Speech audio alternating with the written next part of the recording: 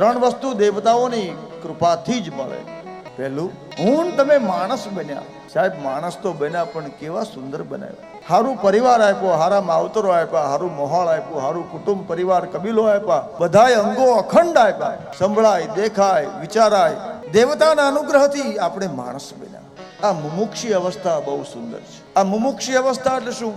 પોતાની જાતને પ્રશ્ન થાય કે હું કોણ, હું ક્યાંથી આવ્યો, મારે ક્યાં જવાનું છે. આ બધા ભાગ્યના ખેલ છે સાહેબ. પૂર્વના કર્મને આધીન આ બધી જ વસ્તુ પ્રાપ્ત થતી હોય છે. આપણી આજ ખરાબ છે તો સમજવાનું આપણી ગઈકાલ ખરાબ હતી, અથવા આપણો પાસ્ટ ખરાબ છે. નહીં તો આ સંસારમાં મને તમને દુઃખી કોઈ ન કરી શકે.